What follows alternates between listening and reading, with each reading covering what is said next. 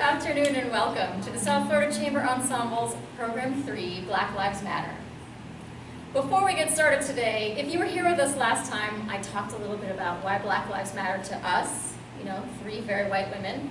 But in case you weren't here, I'm going to reiterate why that is important to us. It's important to us because discrimination, if it can happen to one group, can happen to some other group. And if we allow discrimination to continue in this country, in this world, in outer space, if necessary, then we open ourselves up to be discriminated against. And that is why we support this particular cause, even though none of us are personally connected to the issue. But I think if you sit down and talk to each one of us, you'll find that we've all had issues of discrimination that have been, in some cases because of gender, in some cases because of religious affiliations, and in some cases just because of the place you were born. I've been discriminated against for being small as a horn player. We get that a lot, you know. The screen comes down in an audition and they're like, how old are you? You know, and I'm like, do you look? And I can play. You'll hear it in just a moment. I have some pretty big lungs for a very small package. But discrimination happens in many forms. And so this concert is all about talking about the issue of discrimination and trying to change that in this country and beyond. So in 1619, slavery began in this country. That was 400 years ago. The first slaves were brought over from Africa to the Jamestown colony. So we're going to open our program today with a piece by female composer Julia Perry. Julia Perry was born in Lexington, Kentucky. Her father was a doctor, amateur pianist. She and her sisters all learned to play piano and to sing as well, and eventually she became a composer. She won a Guggenheim Fellowship to go study with the great Nadia Boulanger in Paris, one of the most accomplished teachers of composition, who taught many of the great American composers and was instrumental in teaching composers of all colors, genders, etc. It was Nadia Boulanger's influence that made Julia Perry want to write the music of her heart, which was the African American spiritual. So we're going to open up with Free at Last by Julia Perry, and a question: are African Americans free at last? That's something we're going to talk about during this program. So please welcome the other members of the South Florida Chamber Ensemble. On the flute, Marie Schwartz. And on the clarinet, Christine Pascual Fernandez.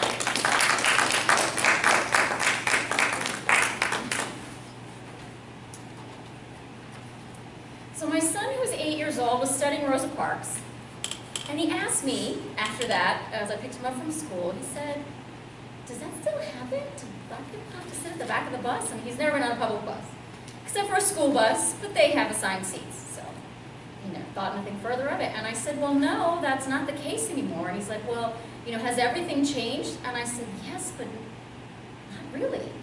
How much has really changed? And I stopped and thought about it, and it's something I hadn't thought about, you know? And I think we forget sometimes to put ourselves in the shoes of others. I know that this happens with the refugee crisis. It happens in my own family. We are refugees. And my parents, you know, are very angry about people that come here feeling that they're getting a better deal than they had gotten.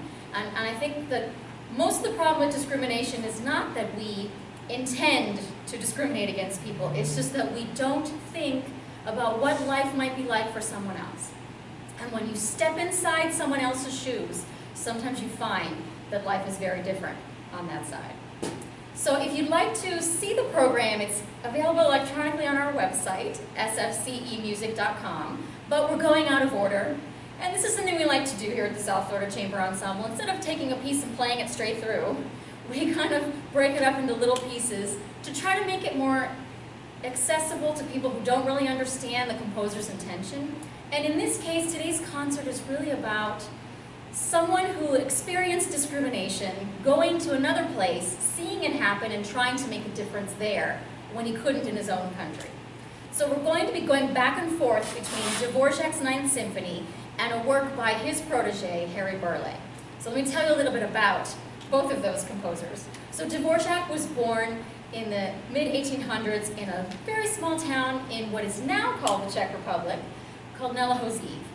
And it was part of the Austro-Hungarian Empire, so he was expected to speak German and go to school fully in German, and they tried to eradicate the Czech language, the Slavic culture, and all of those things. But what that tends to do with artists is make you really want to write Slavic music and really want to learn to speak Czech, and that was Antonín Dvorak. He fought very hard to keep his roots and to put those roots into his music. He was invited by Jeanette Thurber to come and head the first music conservatory in the United States, the American Conservatory. And it was the first place of its kind that accepted not only people with disabilities and people of color, but women. And he really wanted to come and do this because in his own country, he was a second-class citizen and always had been. And he thought that he would get more recognition by coming to the United States than staying in his own country, which other composers that were Czech had the same issue of not being very well known. And this brought him to the attention of some very high-profile composers across Europe and really changed the direction of his career. But while he was here, his librarian was a man named Harry Burleigh, who, because he was African-American, was not trained in, couldn't even read and write, so he could not take the entrance exam to get into the conservatory. And so Dvorak took him under his wing, realized that he was an incredibly talented baritone singer and also a composer, and picked his brain about all the different African-American spirituals and insisted that the music of America was the African-American spiritual, and really promoted that in his own works and in the works of anyone else that was studying at the conservatory. Burleigh eventually learned to read and write, passed the exam, and was able to go to the conservatory through a scholarship by Edward MacDowell's mother. So Edward MacDowell is another American composer, and his mother was very influential in the musical circles in New York. And so he graduated, Burleigh graduated from the National Conservatory and went on to become one of the great teachers and taught people like Marian Anderson, who we're going to hear a little bit later. So we're going to start with a pairing of the first movement of Dvorak's Ninth Symphony, which was written here in the United States in New York, and is full of this idea of syncopation, which is a type of rhythm that we associate with African-American music, particularly ragtime. And then you'll hear how that plays out in Burleigh's work from the Southland. So we'll play the Dvorak's first movement of the Ninth Symphony, followed by From Moaning Pines, from Burleigh's From the Southland.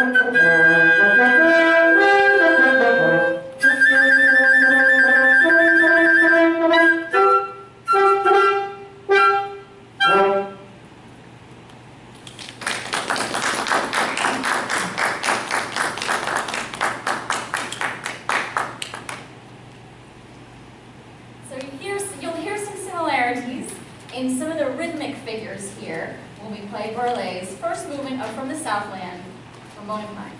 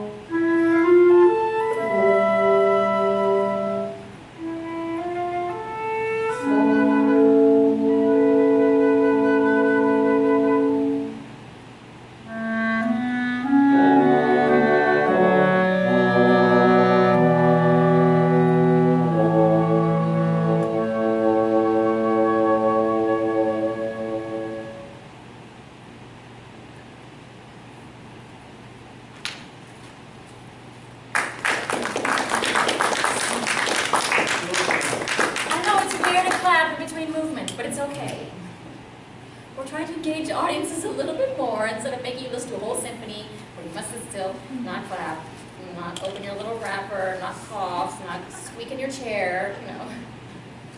I like the intimacy of being right here in front of the audience and being able to, you know, talk with everyone if I wanted to in the middle of a concert. I've been known to have conversations with people in the middle of it. I'll try to refrain. Okay, so moving on now to the second movement of Dvorak's Ninth Symphony, which has become a spiritual called Going Home.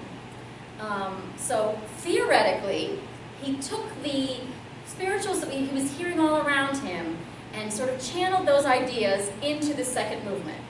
But if you read some of the articles that were written about him in this piece back in Prague, you'll find that he says it's full of all Czech folk music.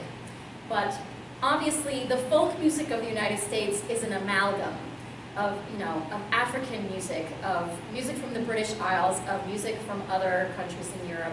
And now it's becoming even more Hispanic and Caribbean, especially in this part of the country. And so what really is the sound of America? It's the sound of every place in the world put together. So whether he intended for it to sound like a spiritual or not isn't the issue. What's important, I think, is that he took his own music and found the intersection between his folk music and the music of his students and put those two things together. And that is, I think, the brilliance of Dvorak, and why we still love his music is because it's relevant, because we hear a little piece of ourselves inside of his music. So we're going to do this in conjunction with the fifth movement of Burleigh's from the Southland, which is based on the spiritual Nobody Knows the Trouble I See.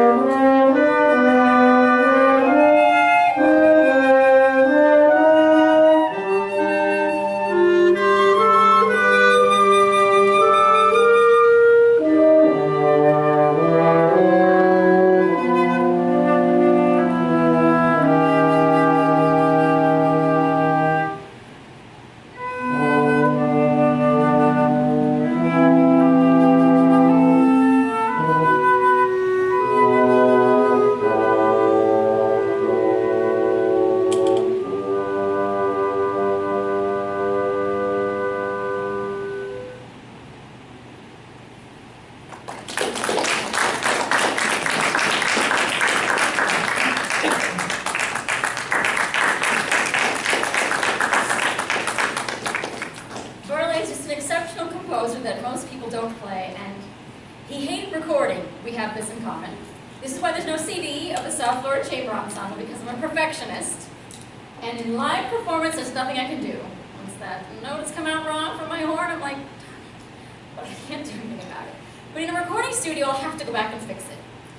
So just, you know, I think that I would stay in a recording studio for the rest of my life to get a CD out. So sorry, ladies.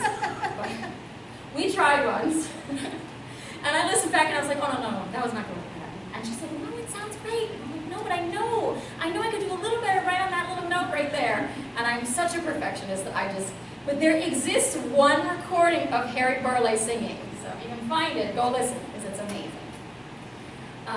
So we're going to do two other pieces by Burleigh. So his wife, Louise Alston, was a poet. And at the beginning of his career, they collaborated on several works, including Man's Little Baby, where she wrote the lyrics and he wrote the music.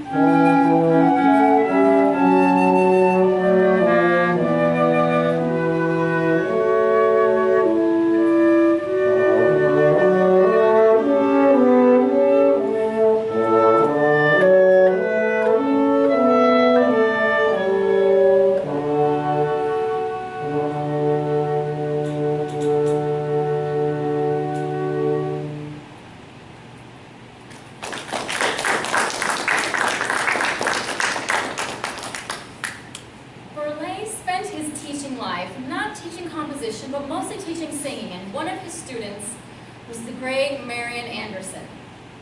So the Daughters of the American Revolution barred her from performing at Constitution Hall in Washington, D.C. So Eleanor Roosevelt arranged a concert for her on Easter 1939 at the Lincoln Memorial. 75,000 people attended that concert. And she performed Deep River by Harry Burleigh, who had been her mentor and one of her teachers. So here is Harry Burleigh's Deep River.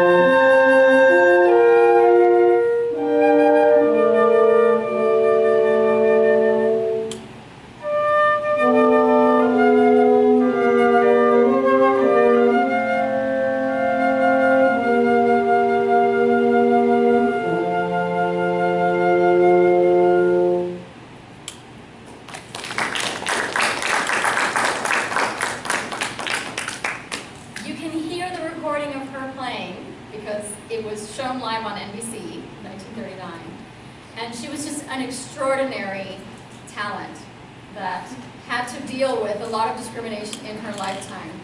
She met the conductor Toscanini and sang opera in Europe.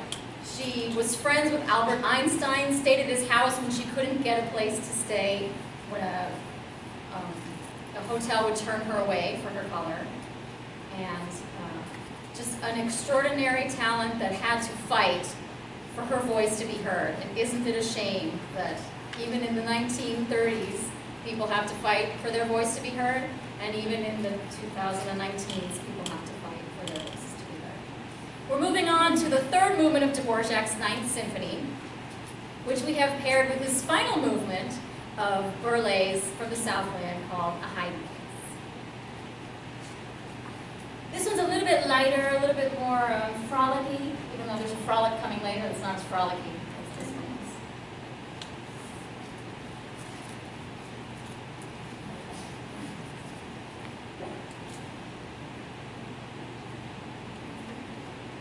Speaking of deep rivers, it's very cold in here, and every time I play a couple of notes and I'm full of water, and there's no room in my arrangements for me to stop and empty.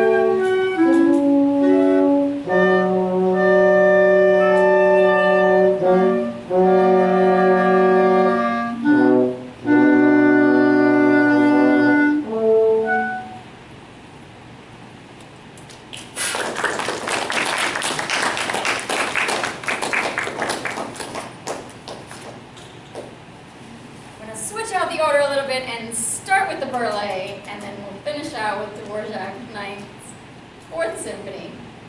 So this final movement of the burleigh is called the frolic, and it's kind of a little bit of a return to the melody from the first movement, and the frolic is actually the second movement. So that little bit of syncopation that you hear come back also comes back between the first movement and the fourth movement of Dvorak's 9th Symphony. So I have a little personal story about Dvorak's 9th, two of them, actually. So I'm the youngest person to ever have been in the New World Symphony, and it's funny that this piece subtitled the New World Symphony. And one of the first things I played when I joined the New World Symphony was the New World Symphony. And I was playing fourth, and the third horn player, right before the very beginning of the first movement, right before we have to come in, bum, bum, bum, bum, beep, bum, bum, bum, she just turns to me, she's like, "Don't screw it up." And I was like, "Ooh!" You know, I was 19 years old, everybody was, you know, around 30, and I was just like, ah, and I don't think I played anything for a little while, and then I was like, okay, just relax. But then I have a funny story with the fourth movement. So I was auditioning for an orchestra, and I made the finals. It was myself and another woman, and they kept having us come back in to play the horn solo at the end of the fourth movement. So she would play it, and then I would play it, and then she would play it, and I would play it, and she played it, and I played it, and she played it, and I played it. And finally, the fifth time, I cracked the high note, and they gave the job to her. And after the first rehearsal, they fired her and hired a man. And I was like, what's this? Very, very exciting. So I have a little bit of an axe to grind with the last movement. Unfortunately, because of the instrumentation we have, I cannot play the entire first horn solo, because instead of going up to the high B natural at the end, I have to jump down and play the bass line. But, you know, to all the people that were listening behind that screen, watch me do superhuman feat, which is jump from a really, really high horn note to something really low, and hopefully I won't mess it up. And if I do, then we're cutting the live feed and taking it off of Facebook. All right? But if I get it, it's being posted on there, and I'm sending it to all the people that I know behind the screen. Okay. So we have to have a little fun up here. We're working pretty hard. It's very difficult to take a symphony that normally has like 85 players down to 3 people. So that's a superhuman feat in and of itself. Please, a round of applause for the rest of the ensemble.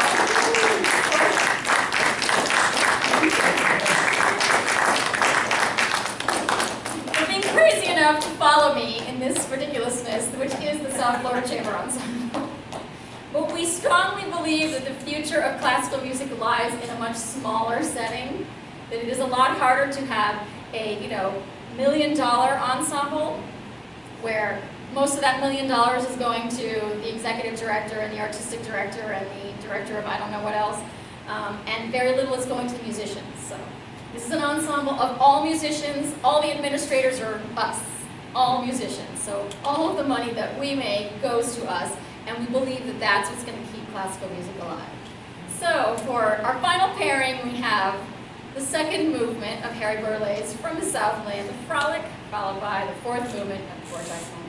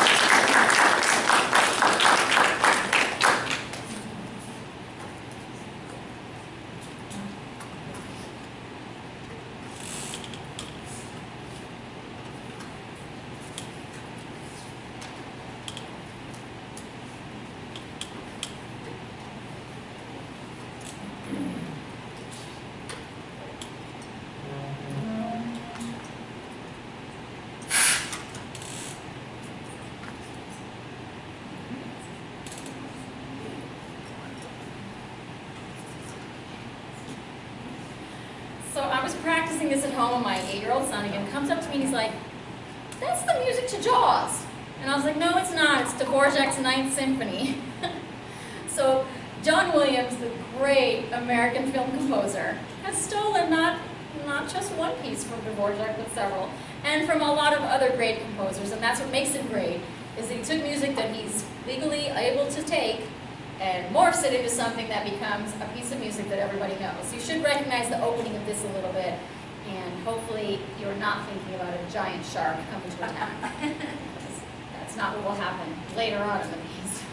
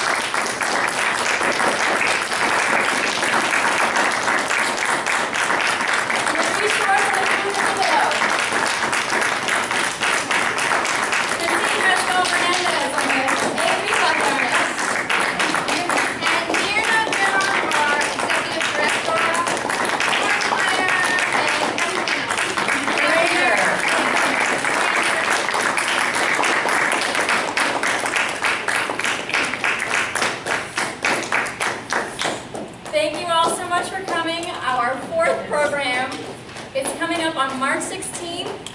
In honor of Women's History Month, we have a concert called Women's Rights, which features music by composers who were suffragists. So female composers who were fighting for the right to vote, which includes Ethel Smythe, British composer, the Swedish composer Elfrida Andre, and Brazilian composer Chiquinha Gonzaga. So hope to see you back here March 16th for the Women's Rights performance. Thank you all so much for coming.